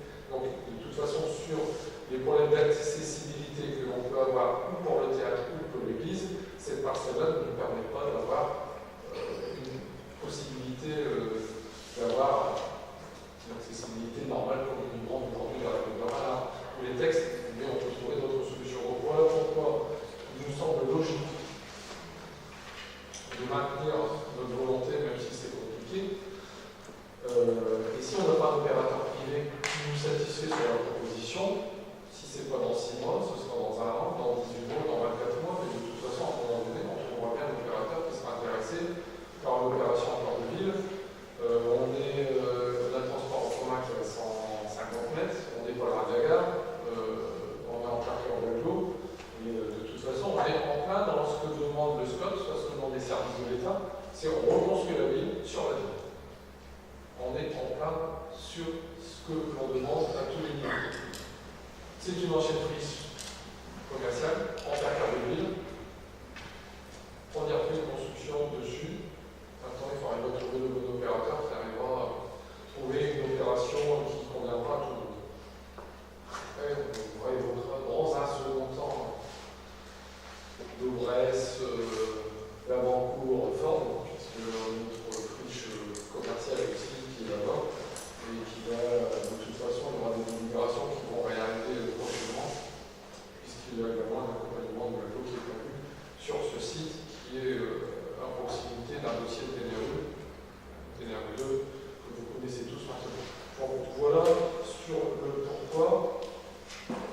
Il a été décidé donc, de renégocier avec l'EPF, on va signer pour le rachat direct de la ville avec l'EPF, et on repartira sur de nouvelles négociations pour maintenir un linéaire en plein cœur de ville. Monsieur Ferry. J'ai bien compris votre réponse, monsieur. Je ne peux pas vous laisser dire qu'il n'y avait pas de vision commerciale dans le projet que j'avais présenté, parce qu'on avait une. Moi, je parle de logement. Le commerce, bien évidemment, il faut qu'il y ait une continuité. Je ne suis pas architecte, c'est pas à moi de donner des solutions. Mais bien évidemment, il y en a. On peut même actuellement penser que dans tout ce temps où on cherche un bailleur ou un promoteur, bien évidemment, on va plus créer des projets éphémères sur ce site. Je ne pense pas qu'il y a quoi que ce soit qui s'y oppose. Peut-être la réglementation contournée, mais... Vous connaissez pas bien, parce que l'EPF, le terrain appartient à l'EPF, puisque c'est l'EPF qui a racheté, et c'est l'EPF qui gère. L'EPF n'a pas vocation à mettre en place des projets éphémères. Donc l'EPF a une convention cadre. La convention cadre fait que quand on veut utiliser cette parcelle, il faut une autorisation, mais il n'y a pas d'autorisation possible éphémère, puisque l'opération cadre est actée sur le fait qu'il doit y avoir, à un moment donné, quand la convention a été signée avec l'EPF et donc sur ce site-là, la zone n'est pas impactée directement, même si elle nous suit sur ce dossier, il n'y a pas de possibilité d'aller mettre avec l'EPF, sauf à racheter des parcelles à la fin de la convention cadre.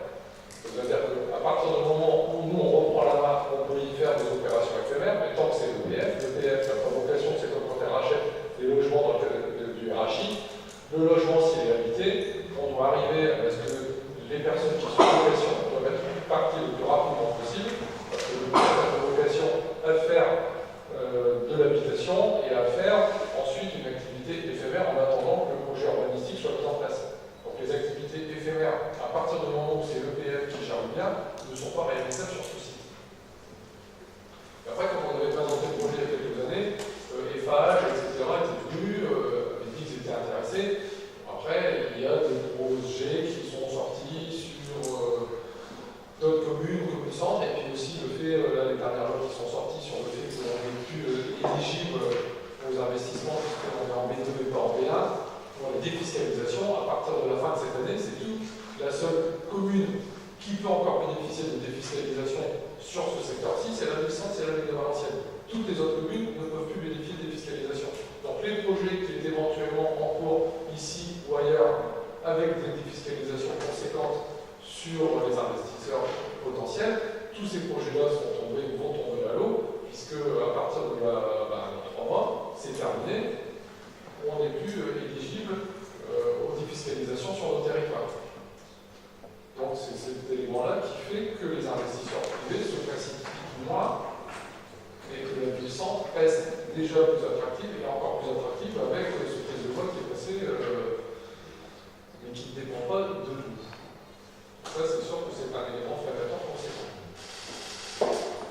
On passe au vote. Qui vote contre? Abstention. Donc 2 abstentions. Votées à la majorité. 8e délibération. Cette fois-ci, c'est M. Berger. J'espère que vous allez arriver aux délibérations courtes. Approbation de l'avenant numéro 1 à la convention mise en superposition de gestion de données publiques de la ville d'Anzin aux fins de mise en œuvre et de gestion de la première liste de travaux. Convention du 19 mai 2004. Monsieur Bernier. Merci, monsieur le maire. Donc, cette convention de fixer l'ensemble de la maintenance des équipements situés sur le domaine public et non nécessaires au fonctionnement et à l'exploitation de la première ligne de tramway qui relève de la compétence de la commune, qui relève d'ailleurs de la compétence de la police du maire.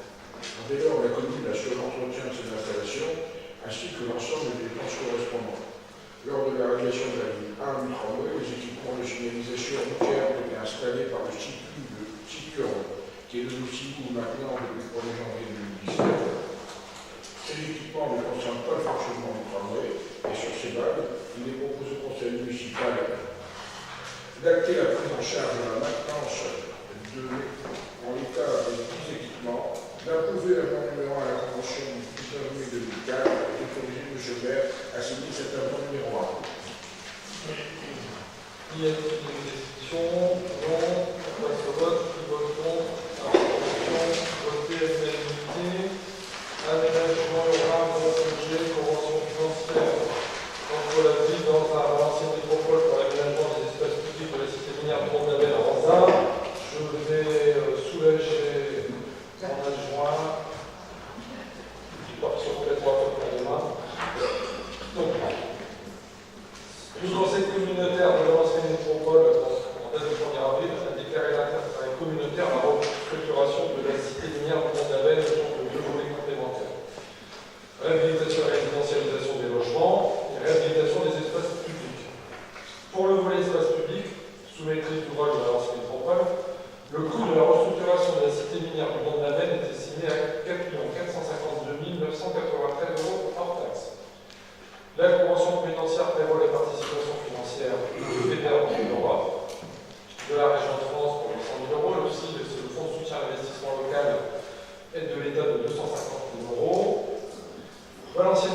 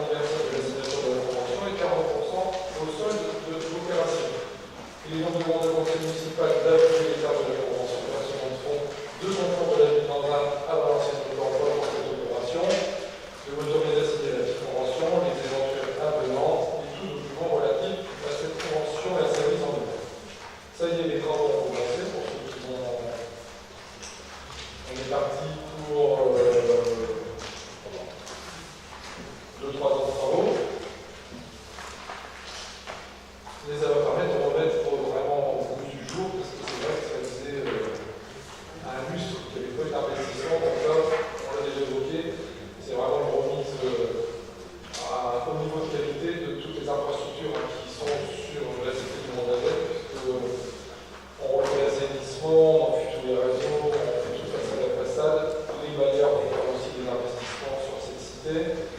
On va mettre des caméras pour sécuriser, caméras de vidéoprotection pour sécuriser les entrées et les sorties de cette cité. Et puis des aménagements qualitatifs au pied du terri. Y a-t-il des questions sur le Mont-d'Avet? Rien de spécial. On passe au vote. Qui vote contre? Abstention. Voté à l'unanimité. On en fait une sur deux.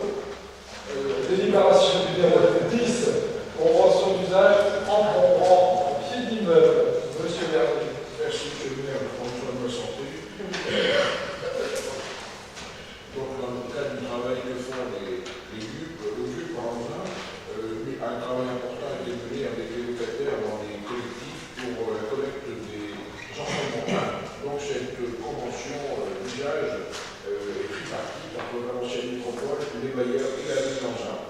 Donc, c'est mettre en place des filières de responsabilité élargie des producteurs dans les régions, réduire les coûts directs et indirects pour les partenaires, contribuer aux objectifs de collecte, de valorisation et de prévention de la CRVM, contribuer à la propreté des espaces publics, privés et à la réduction des risques liés au dépôt sauvage, développer les nouvelles activités, notamment articulées autour de l'emploi et de la prévention. Donc vous avez dans la Convention les engagements de la ville d'Angers qui sont relativement modestes et qui contribuent fortement à la mise en place de cette Convention. Donc c'est en termes de communication, la commune relèvera les dispositifs mis en œuvre à l'échelle de ces outils de communication à l'échelle municipale et du quartier. En termes de prévention, la commune facilitera la mise en relation avec les acteurs locaux, ainsi que la mise en cohérence des actions de prévention avec celles déjà programmées. Et troisièmement, globalement et pratiquement dans les villages, la ville d'Angers agit en appoint de la SIGH pour veiller à la propreté des espaces publics et des espaces verts et communes publics. La cartographie de la répartition de nominal économique au service complémentaire du bailleur, compétent du bailleur, qui a la responsabilité de son domaine. Donc, sur ces bases, je vous demande d'approuver la convention d'usage d'encombrant au pied de l'immeuble pour l'ancienne métropole de la commune de bailleurs et d'autoriser M. le maire à signer la convention d'usage et ses annexes avec les bailleurs et les communes concernées et de prendre toutes mesures nécessaires à l'exécution de la présente délibération. Merci. Des questions? On passe au vote. Qui vote contre? Abstention. Voté à l'unanimité. Modification de la grille des effectifs. Alors, stagiarisation, dans le cadre de notre politique de réduction de l'emploi précaire, il a été décidé de stagiariser 9 personnes. Donc, personnes qui étaient soit en fin de contrat aidé, notamment des contrats à venir, et qui avaient eu 2 CDD de 6 mois ou un CDD d'avance selon les services, ou ensuite des personnes qui étaient positionnées sur des postes permanents. Ensuite, au niveau de l'accueil, nous avions décidé donc, en 2016 de mettre en place un contrat d'apprentissage aménagé pour favoriser l'insertion des personnes porteuses de handicap. Cette formation d'alternance a été sanctionnée par la délivrance d'un diplôme de brevet professionnel d'administration des fonctions publiques. L'apprenti ayant réussi cet examen, il est proposé de mettre en place un CDD d'1 an qui vaut stagiarisation pour les agents reconnus travailleurs handicapés. Au niveau courrier, on a mis en place le CSU, le centre de surveillance urbain. Donc, un agent du service courrier qui va avoir son nombre d'heures augmenté de 4 heures pour compléter cette vidéosurveillance. Entretien des bâtiments communaux suite à un départ en retraite, il est proposé d'augmenter de 10 heures un agent du service entretien qui n'avait qu'une vingtaine d'heures. Ensuite, pôle culturel, j'avais un peu anticipé, on avait évoqué que suite au départ de Mme Vermel, directrice de l'affaires culturelles, on devait donc passer à un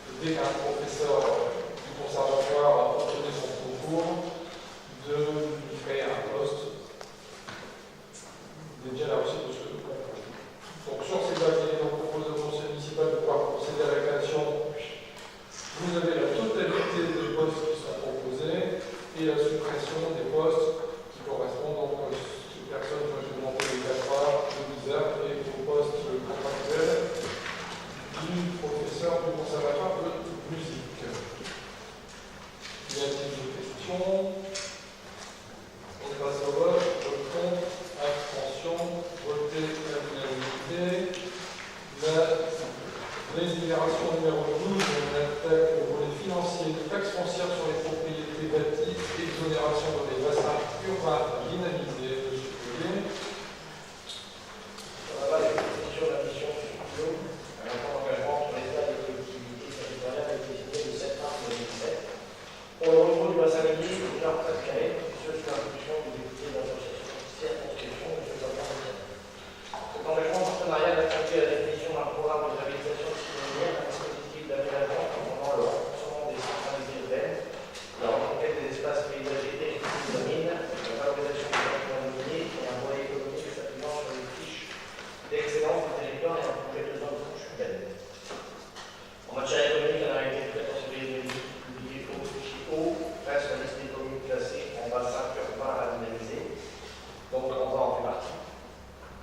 Pour cela, donc, il fallait remplir certains critères, en l'occurrence 4, à savoir une densité de population par commune supérieure à la moyenne nationale, un revenu disponible exigeant par unité de consommation de la commune inférieure à la médiane nationale, un taux de chômage par commune supérieur à la moyenne nationale, et enfin 70% de la population de chaque EPCI résidant dans les communes répondant aux 3 critères précédents. Alors, ce dispositif prévoit pour les petites et moyennes entreprises qui se créent entre 2018 et 2020 l'exonération de l'impôt sur les sociétés ou sur le revenu pendant 5 ans, l'exonération de la cotisation foncière des entreprises pendant 10 ans, et l'exonération de la taxe foncière sur les propriétés bâties pendant 10 ans selon les conditions suivantes.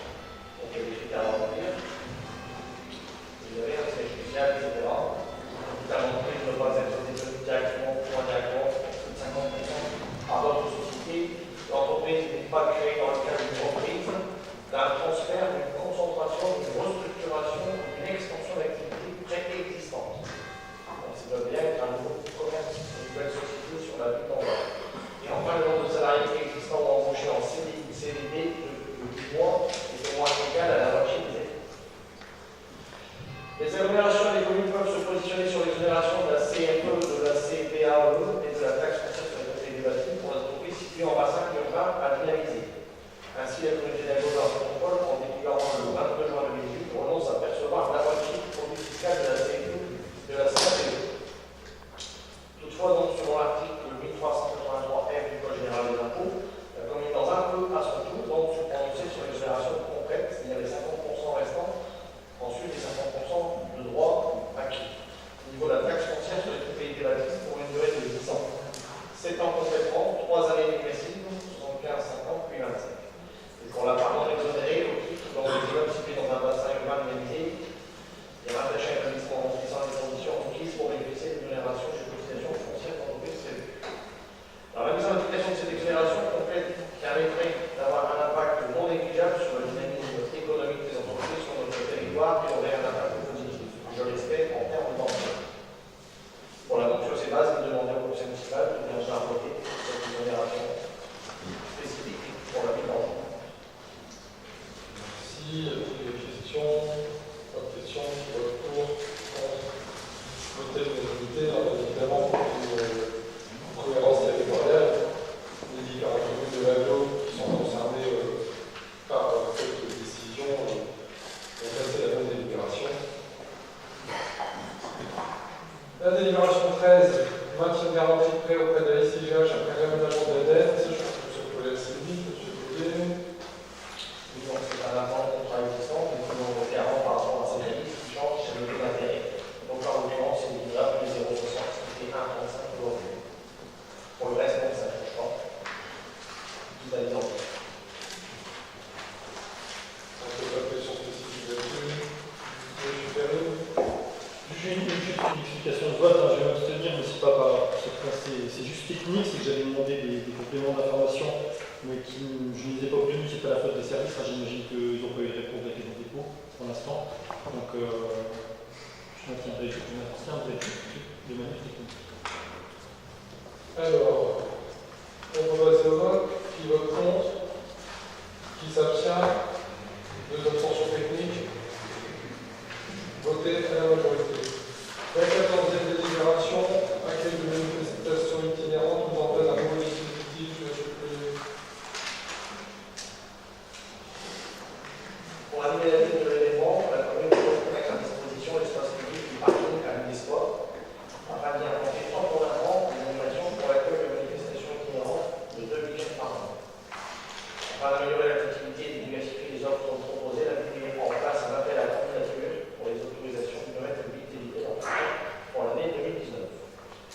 Donc cela est conforme à l'ordonnance 2017-562 relative à la propriété des personnes publiques qui pose le principe d'une sélection préalable des candidats potentiels présentant toutes les garanties d'impartialité, de transparence et comportant des mesures de publicité permettant aux candidats potentiels de se manifester en cas d'occupation du domaine public en vue d'une exploitation économique. L'appel forain, je le rappelle, donc, qui a traditionnellement lieu à la Pentecôte sera maintenu et ne rentre pas dans ce présent appel à candidature. Cette autorisation, pour savoir, sera arbitraire, révocable, non cessible et à titre onéreux. Concernant donc l'implantation des sites et autres activités itinérantes, jusqu'alors une redevance forfaitaire était demandée pour l'occupation de domaine public dans un souci d'égalité d'harmonisation et de clarification à partir de ce 1er juillet 2019, cependant en mètres carrés et à la journée. Les tarifs seront votés lors du conseil municipal de décembre, en même temps que l'ensemble de notre tarif commun. Je ne sais pas si le conseil municipal peut bien pouvoir valider ce principe. Pour anticiper, c'est vrai qu'il y a des clauses spécifiques à l'intérieur de suite à cette ordonnance pour évoquer le fait que l'appel à candidature pouvait ne pas avoir lieu quand c'était court, etc. Sauf que ces derniers temps, on a eu quelques problèmes et le personnel s'est retrouvé dans une situation conflictuelle et se sont même sentis en danger en rapport avec l'installation notamment de cirques sur la ville. Donc pour éviter que ce genre d'incident se reproduise, il me semble que le fait de faire un appel à candidature simplifiera un petit peu la tâche de techniciens qui sont sur place au moment où les cirques arrivent et où les consignes évoquées ne sont pas respectées, tout sera fait en amont, ça évitera le squat ou la pression faite sur certains techniciens ou certains élus. Donc je pense que de toute façon, c'est pour clarifier un peu les choses et pour qu'il y ait peut-être un turnover également, ce qui permettra de dire voilà, on ne peut pas revenir tous les ans, ce sera peut-être pas le même cirque, un petit turnover qui est mieux. Après, c'est vrai que la mise en sécurité au niveau de la base devient compliquée. Aujourd'hui, si on se réfère à ce qu'on nous impose au niveau sécuritaire, même pour le cirque, il faudra qu'on bloque, même s'il est sur la place entre la mairie et les châteaux, il faudra bloquer les accès. C'est pour ça qu'on propose de délocaliser ce genre d'événement au niveau du parking de la ville des sports. Le week-end, le lycée professionnel ne fonctionne pas, il y a un espace qui est relativement conséquent. Et après, en fonction de l'évolution, ça peut être 2, ça peut être 3, mais on pourra voir en fonction des activités qui ont lieu également sur le complexe Michel Bernard ou sur la salle des Lagranges, en fonction des animations, des activités qui sont en concurrence en même temps. Et pour nous, ça nous permettrait de mieux gérer les contraintes techniques et sécuritaires que l'on a. Bien évidemment, pour les accueillir, il faut qu'on ait un panneau, il faut qu'on ait un minimum de choses qui pourront être effectuées d'ici la fin de l'année. Pour tous, je pense que ça simplifiera la tâche de tout le monde, et notamment de nos techniciens, surtout là, qui étaient confrontés à une problématique qui fait qu'il a même pas à un moment donné pour sa sécurité. Donc pour ma part, je ne veux pas maintenir ce que l'on mettait en œuvre jusqu'à maintenant. Donc certes, c'est au-dessus de ce que l'on pourrait faire, mais on a le droit de mettre en place cet appel à candidature. Donc voilà, c'était pour préciser un peu pourquoi les choses sur cette mise en place d'un nouveau dispositif pour accueillir les manifestations itinérantes. S'il y a quoi, ça peut être des jeux gonflables, ça peut être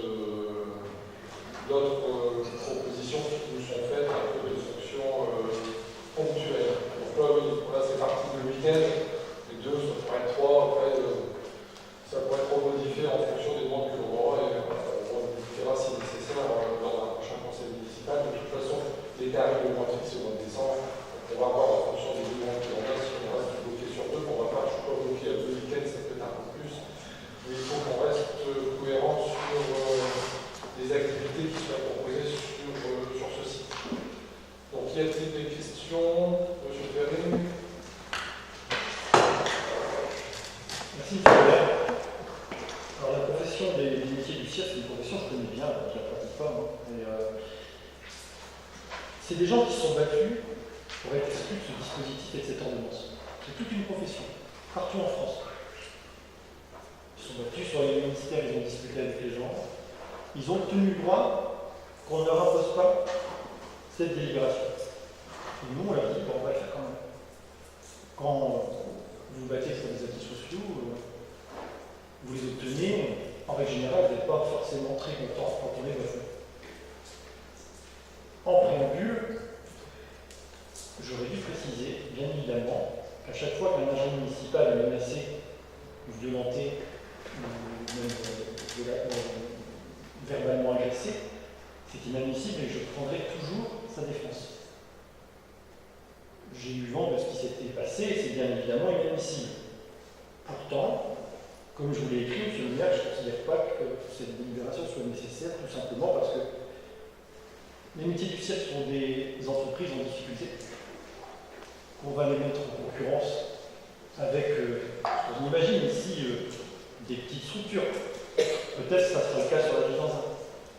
Mais si on fait cette démarche, c'est bien évidemment cautionner qu'ailleurs, ils seront aussi en concurrence avec des très grands groupes qui cherchent à récupérer l'occupation du domaine public et les bénéfices qui vont avec.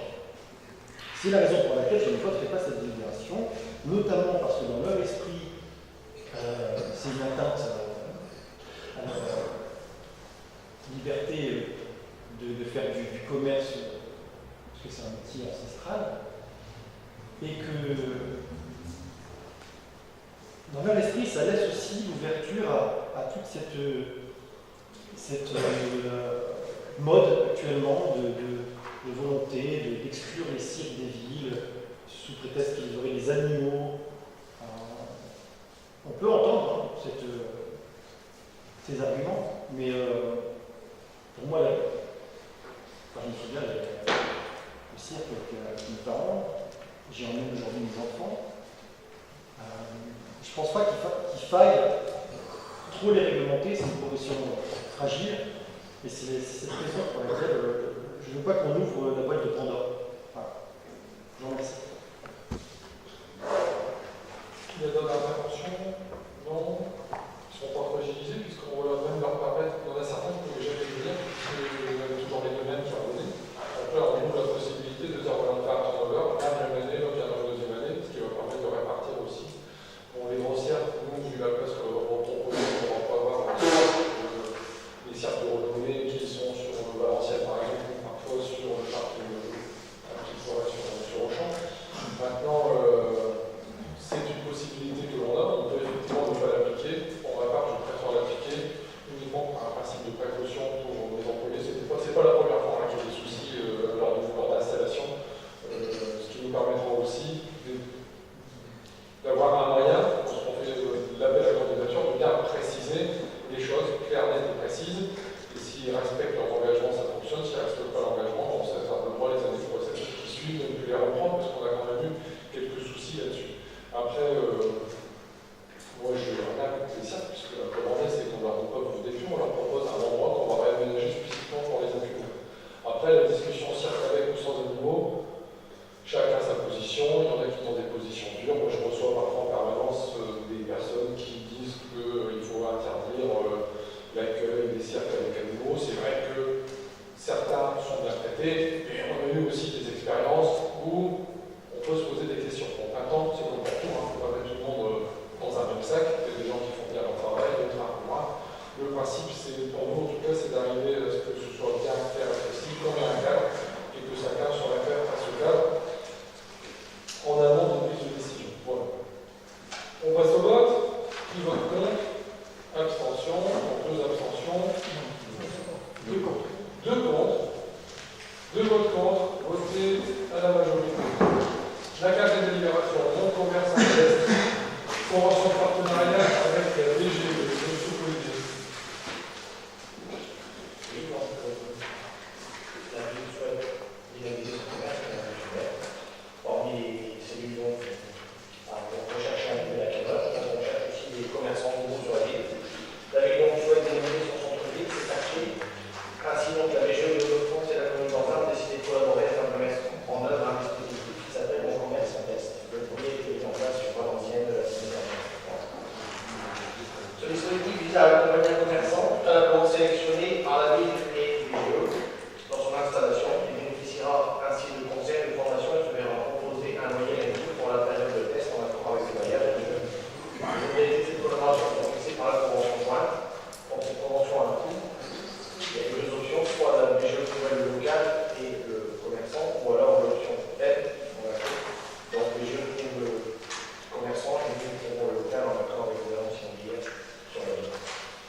c'est 9 500 €, 80% lors de la signature de cette convention et 20% dans le rapport final. Il y a des questions. On passe au vote. Qui vote contre? Abstention. Voté en unanimité.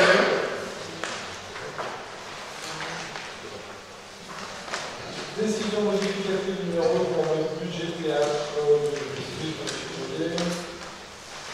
Et donc, réelle modificative numéro pour le théâtre, c'est écrit pour un investissement en hauteur de 7 024 € et 67 centimes et en fonctionnement donc à 45 289 € et 83 centimes. Dans le détail,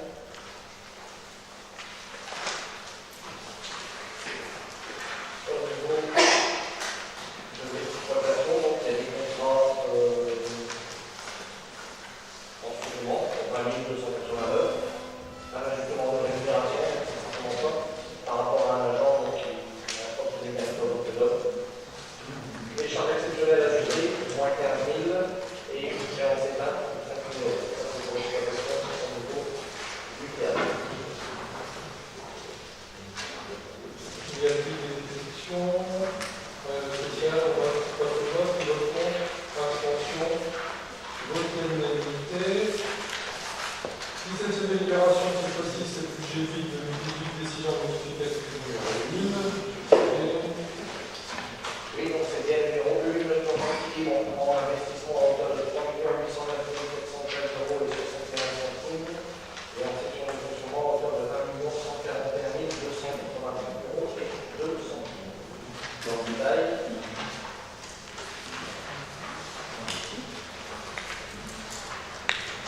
donc en investissement au niveau des dépenses réelles, donc il y a le déficit d'investissement reporté pour 1 741 529. Un ancien médiathèque que nous allons remplacer. Le terrain de foot de André Gilliard dans sa petite, donc ça c'est un investissement à la hausse sur un appel plus 120 000 € par rapport à ce qui était prévu. Changement des châssis d'hôtel de ville, donc pour 155 900. C'est grâce à la subvention que je vais vous rappeler que nous avons eu dans l'ancienne métropole. En transport, dépenses, donc un remboursement sont perçus de la taxe locale d'équipement, c'est pour le garage Peugeot. Un ajustement de travaux de voirie, moins 25 000. Du gros matériel de restauration, donc report de 2017 pour 21 214. Donc total des dépenses nouvelles, 3 118 319. Il reste toujours les à réaliser. Parmi ces travaux à réaliser, donc, surtout l'acquisition de logiciels, un peu de matériel. En gros dépenses, donc l'élargissement du passage arrière de la matériel carreau pour 13 948 €. La vidéoprotection, qui continue de se développer sur la ville pour 26 517 €. Mise en accessibilité, donc l'écran matériel belgique pour les extérieurs. Travaux voirie pour 122 €.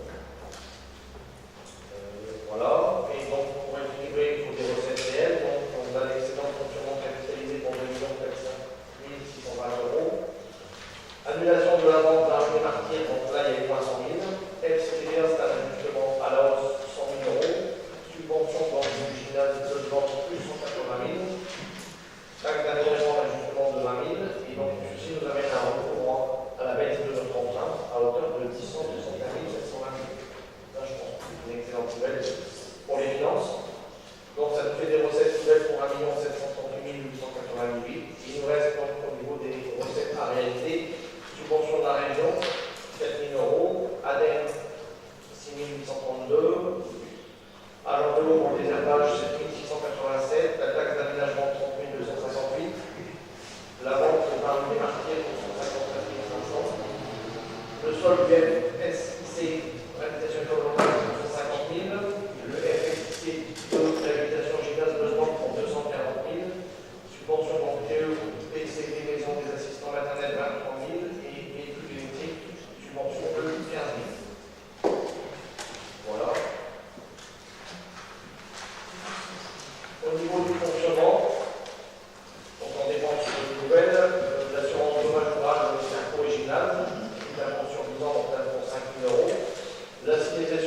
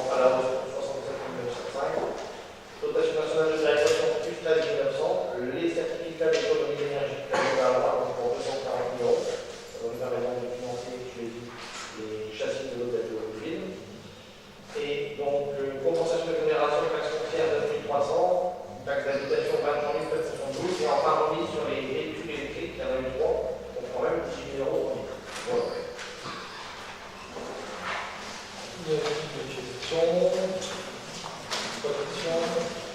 On passe au vote. Donc, voter l'unanimité. La 18e délibération, la dernière, je vais présenter, c'est le marché de rénovation du gymnase de la plateforme, aménagement de ses abords. Donc, le 25 juin de cette année, les 9 lots du marché de Fort pour la reconstruction du gymnase de la plateforme ont été attribués. Comme d'ordinaire, tout a été envoyé dans le sous-préfecture en requête de contrôle de l'égalité. Nous avons reçu un courrier le 16 août, comme quoi le sous-préfet nous alertait sur des irrégularités dans le cadre de l'analyse des offres qui avait été établie par la maîtrise d'œuvre avant contrôle. En effet, celui-ci a inversé donc, les critères de pondération, a introduit des sous-critères qui n'existaient pas au moment de l'analyse notamment. Il a donc été exigé au vétérinaire en propos de procéder à une nouvelle analyse. Celle-ci est intervenue le 28 août et donc sur les 9 lots, un seul pose problème, c'est le lot numéro 6 qui a été attribué initialement à l'entreprise immobilière qui correspond au sol que l'on met sur ce complexe. En effet, l'application des critères de sélection et non sans règlement de consultation modifie le classement qui ne permet plus de considérer la proposition de la société du Villiers comme un 2-10 ans. Il est donc demandé au Conseil municipal